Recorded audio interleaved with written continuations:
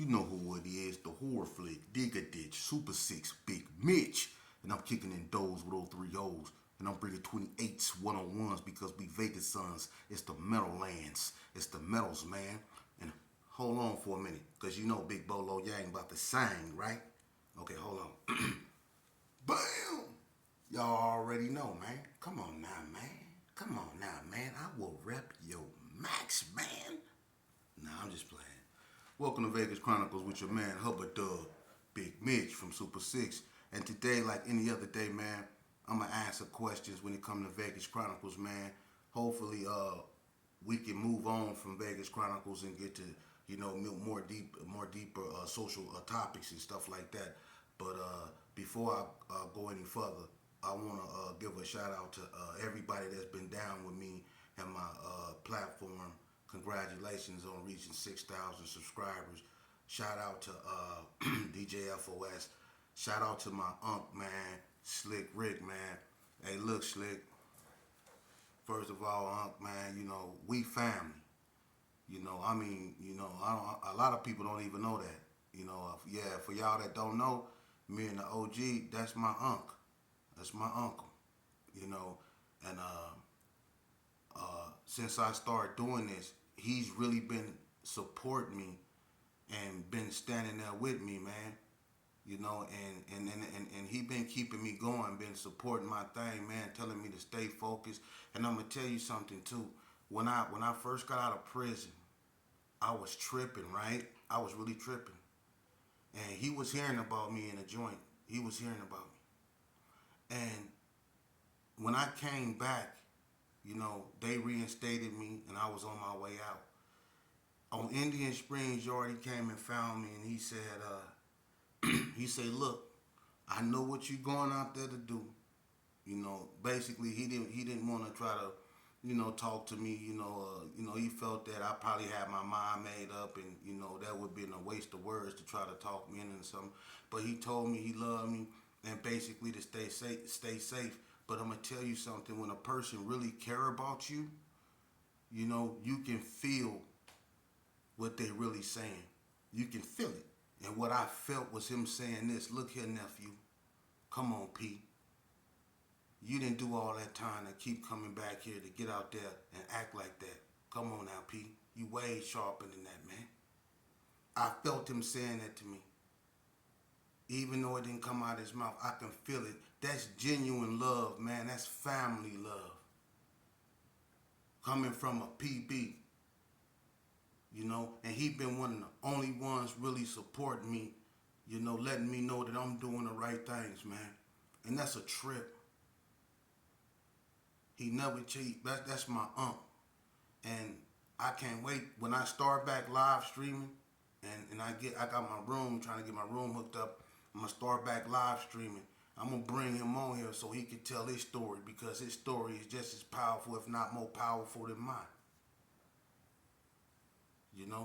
And shout out and much love to Unc, man. Shout out to Keisha. I talked about her in my last video that I did when I got kidnapped, when I was talking about the 60s. I'm going to bring her on here and let her talk about her story. She went through a lot, and suffered heartbreak, and shout out to her. And like I said, when I start live streaming, I'm going to bring y'all on here so, y'all can tell y'all story. It's all positive and it's all about teaching the youth, about the trials and tribulations that we went through, growing up, in them streets, man. But shout out to both of them, man. Much love. Today, I'm gonna answer questions like I always do, and this was a good.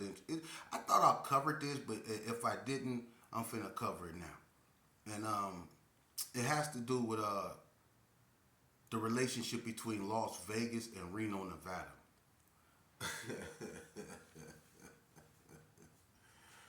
Oh my God! Hey, look,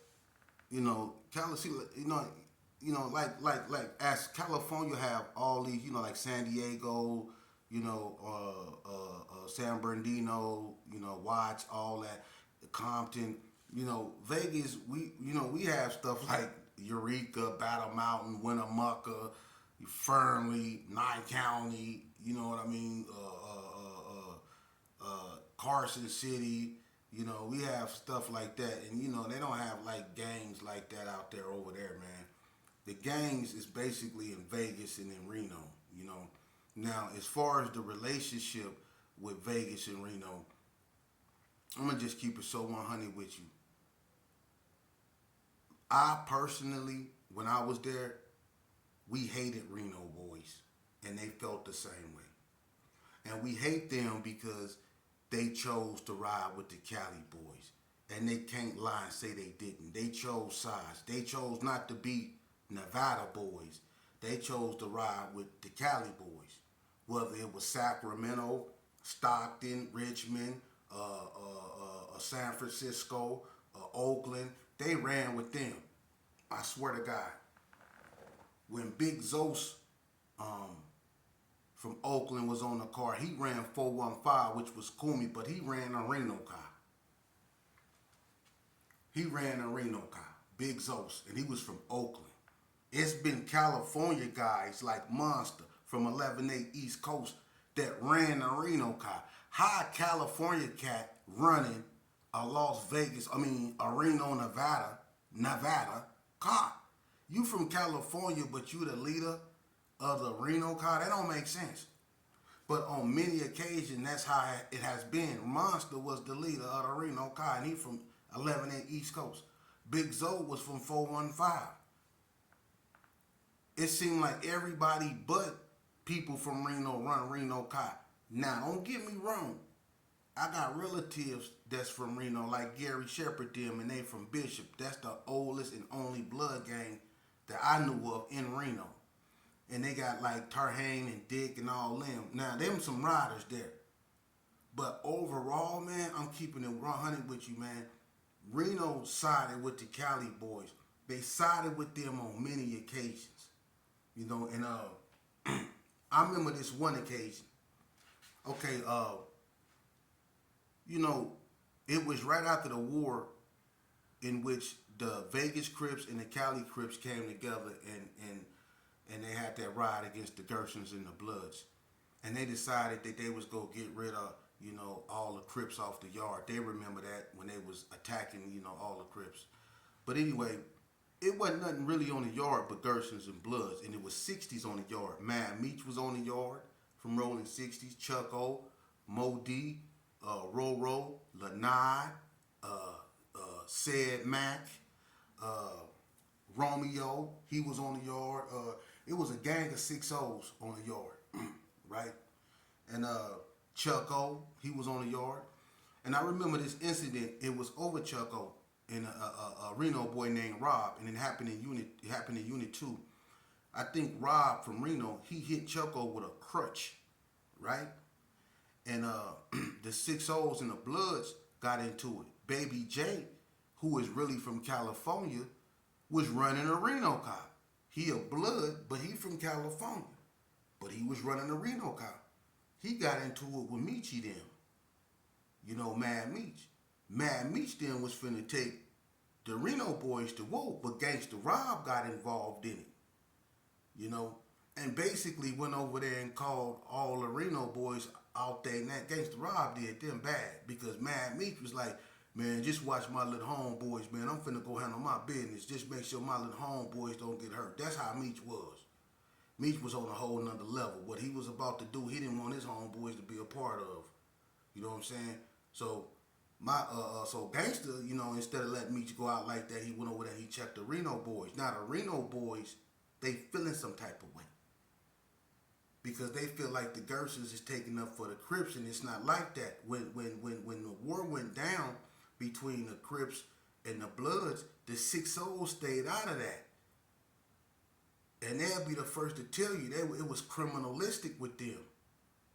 If it ain't rolling, they wasn't with it. That's how the 60s always been. Okay? So that's why the 6 O's never got involved in no altercations like that, and nobody never messed with the 60s. But the Reno boys was feeling some type of way about that, right? So they all gathered up in front of Unit 1, right? And, you know, Tony Polk, Black, I think J-Wack, a bunch of them stayed up over there in Unit 1, you know. And, they was up over there, doing all this here. So Black, he go around and he tell everybody, hey man, them Reno boys over there, they grouping up. So Big Al, he go over there, he check it out. Big Al get into it with one of them. So everybody mount up.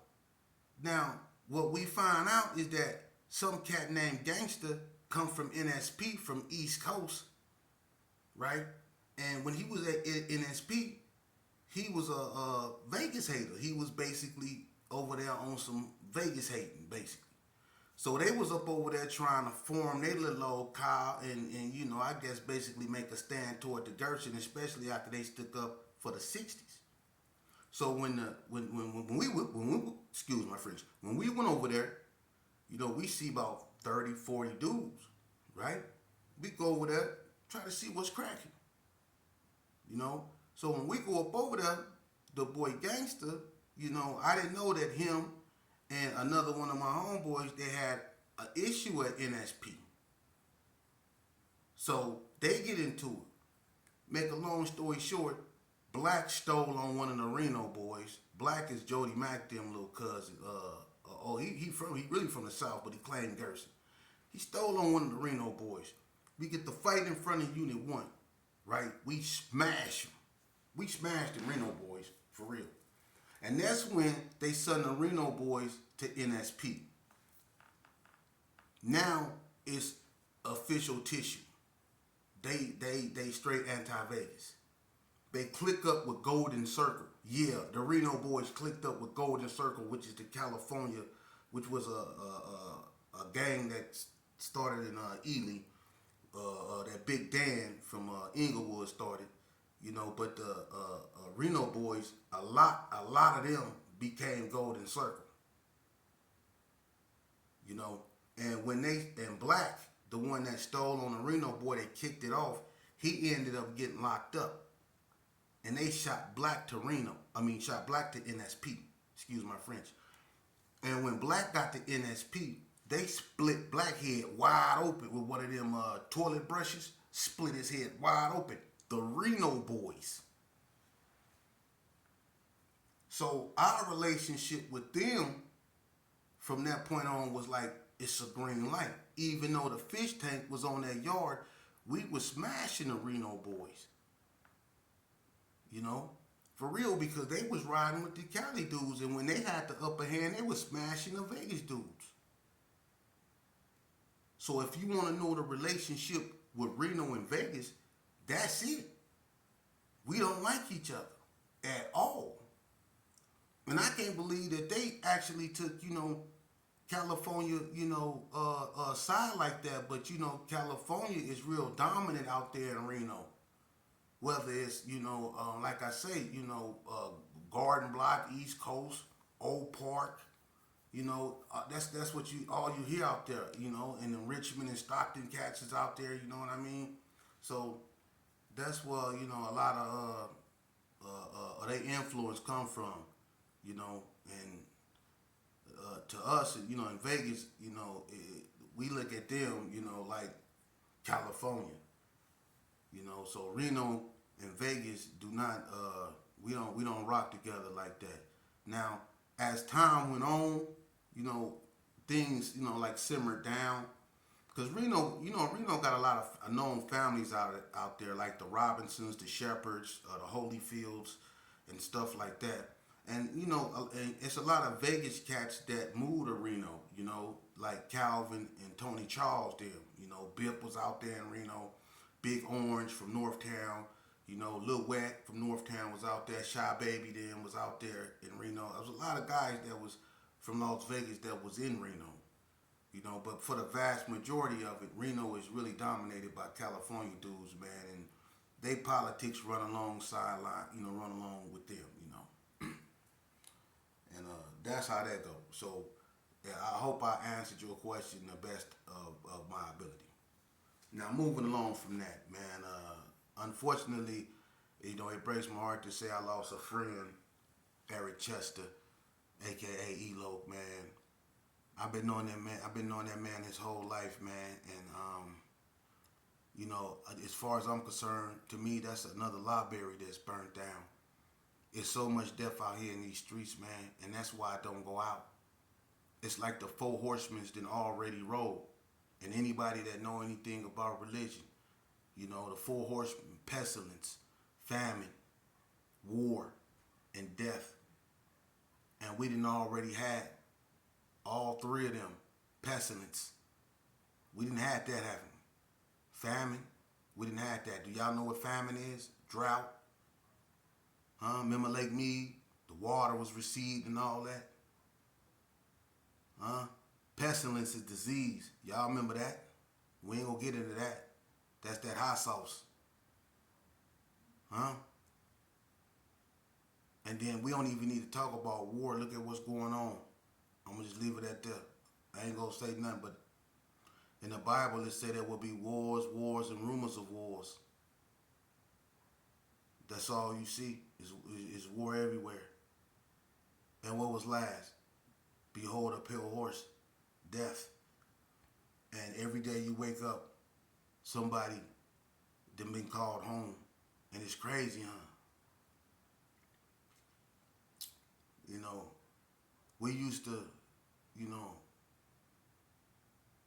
hope for tomorrow, you know.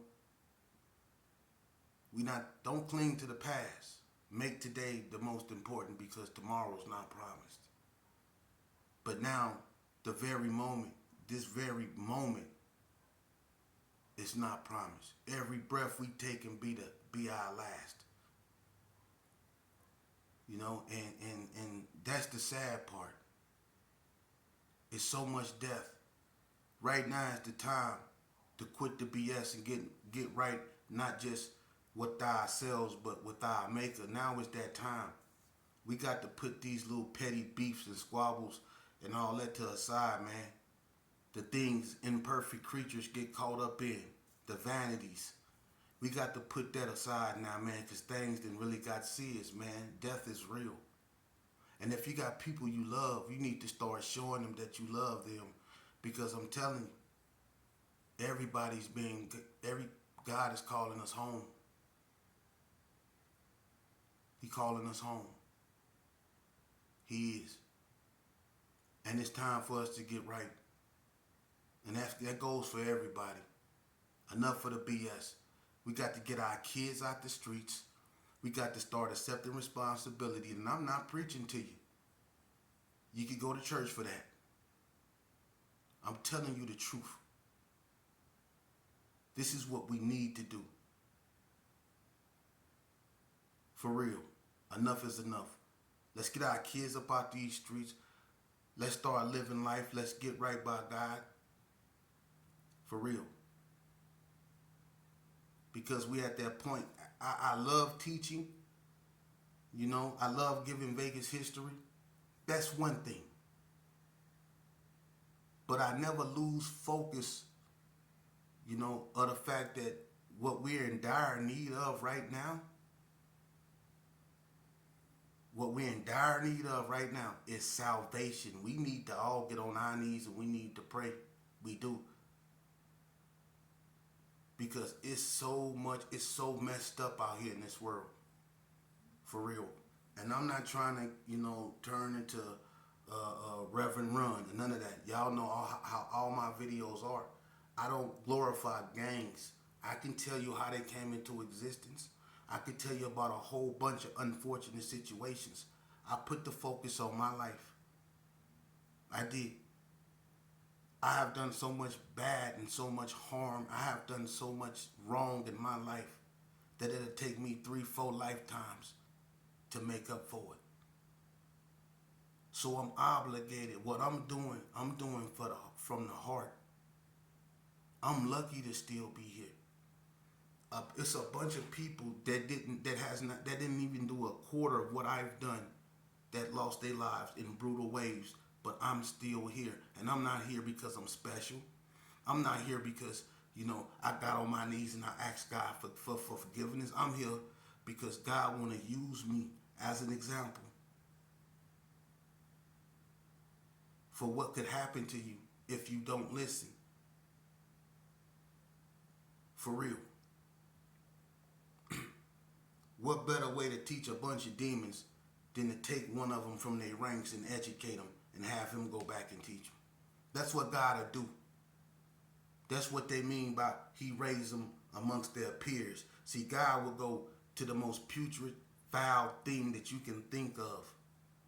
And he will stick his hand down there and he will raise it up. He will cleanse it up, shine it up, give it a little beauty, put a little bit of his essence in it.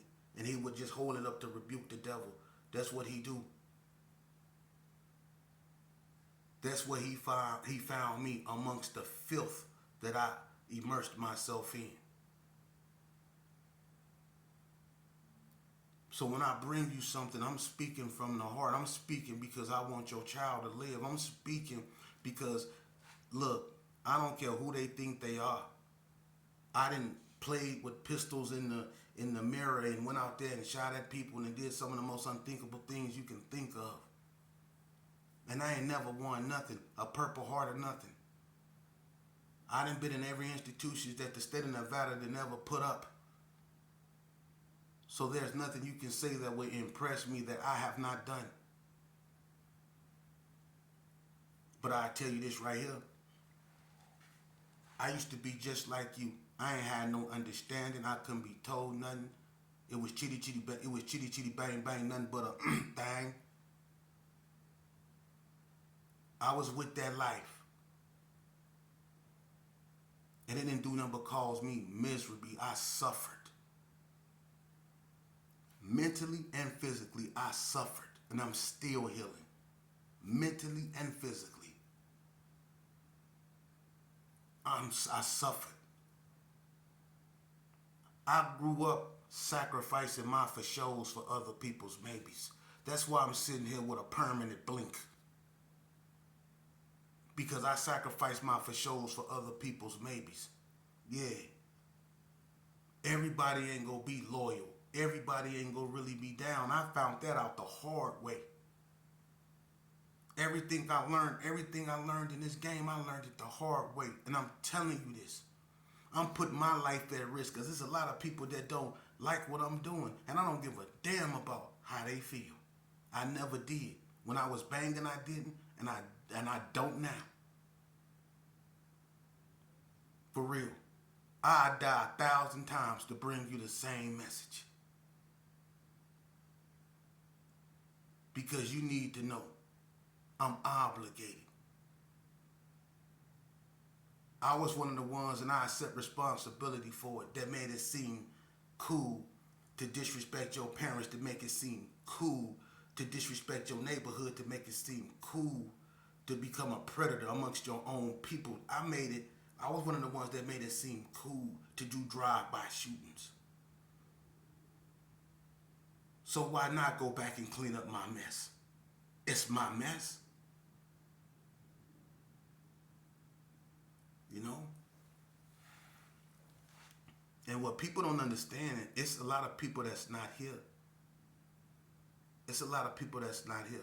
That don't want their sons to succumb to the same thing that they succumb to. They don't want their sons in the streets, but they not here. So I'm obligated. I'm going to tell these youngsters the truth. I'm going to tell them the truth. A lot of them already know. But I'm going to continue to tell them the truth. Smoke and mirrors. I'm going to tell you what you're really signing up for. A short lifespan.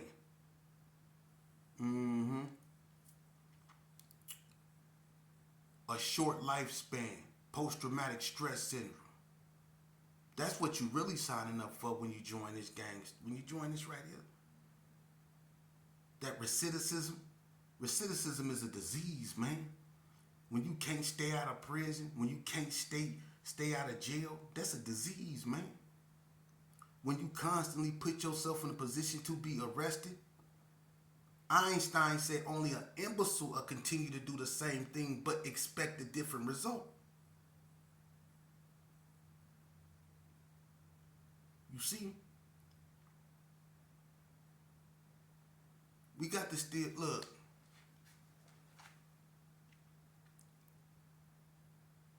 Enough is enough. For real, enough is enough.